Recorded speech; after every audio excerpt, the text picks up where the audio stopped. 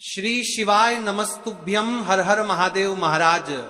विशेषकर मेरी माता बहन है, आप सभी लोग जानते हो कि ये श्राद्ध पक्ष चल रहा है और ये जो 15 सितंबर सोमवार के दिन इस पवित्र भाद्रपद महीने की नवमी तिथि पड़ रही है, यानी कि श्राद्ध पक्ष की नवमी तिथि।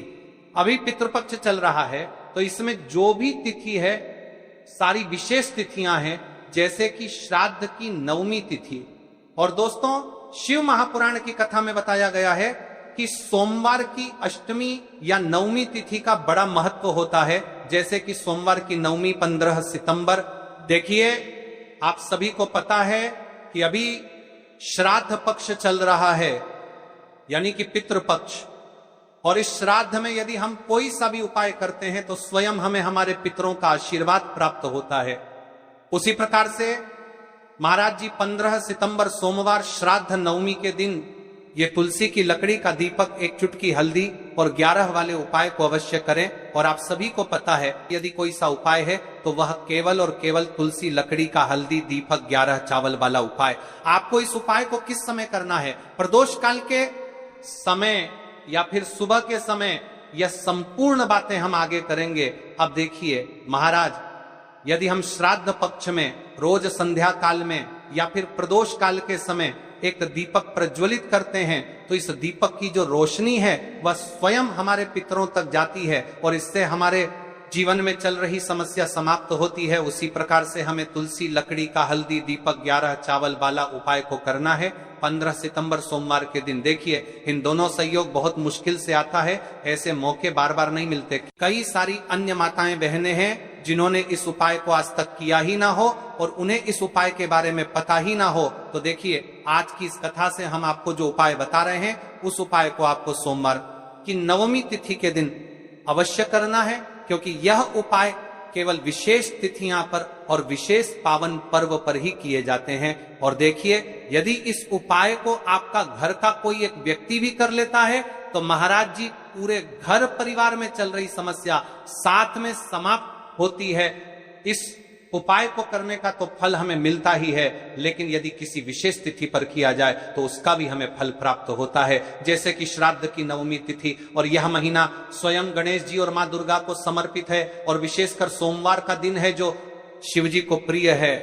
तो देखिए महाराज जी, हमने हमारी पिछली बार की कई सारी शिव महापुराण की कथाओं में आपको इस उपाय को अच्छे तरीके से बताया भी है और समझाया भी है, लेकिन आज एक बार फिर से हम आपको इस उपाय को समझाएंगे, क्योंकि 15 सितंबर सोमवार का दिन सबसे बड़ा और विशेष दिन है।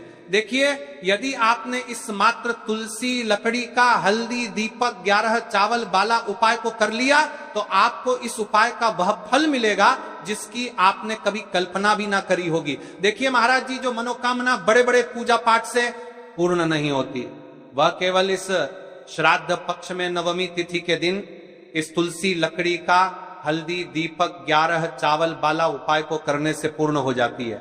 देखिए, मेरी कई सारी माताएं बहनें हैं जिन्हें पता भी नहीं है कि उनके जीवन में जो समस्या चल रही है उसका कारण क्या है, यानी कि मुख्य कारण क्या है, किस वजह से यह समस्या है।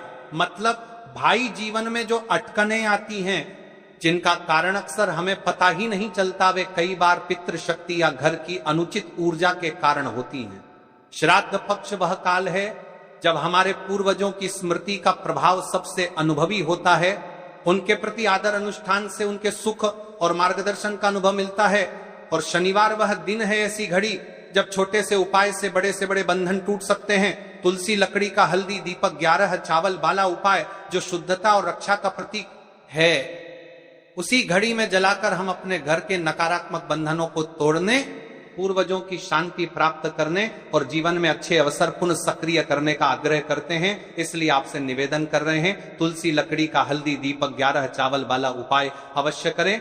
देखिए महाराज जी, हम आपको आगे चलकर संपूर्ण बातें बताने वाले हैं कि इस उपाय को आपको किस प्रकार करना है, सामग्री कहाँ से लेनी है, किस समय करना है, कैसे करना है। ठीक है, तो आपको इस कथा के अंतिम तक बने रहना है। देखिए, हम राशि से जुड़ा भाग्य भी बता रहे हैं और भाग्य में चल रही परेशानियों को भी बता रहे हैं। तो यदि आप अपनी राशि से जुड़ा भाग्य जानना चाहते हैं तो अपना नाम और अपनी राशि कमेंट बॉक्स में अवश्य लिखें। अगली वीडियो में हम आपको आपकी राशि से जुड़ा भाग्य बताएंगे। अब बात कर लेते हैं उपाय के बारे में। तो देखिए महाराज जी, इस तुलसी लकड़ी का हल्दी दीपक 11 चावल वाला उपाय है। तो आपको कल इस श्रद्धा पक्ष की नवमी तिथि यानी कि सोमवार के दिन अवश्य करना है। देखिए अब बात कर लेते हैं हम उपाय के बारे में। इस उपाय को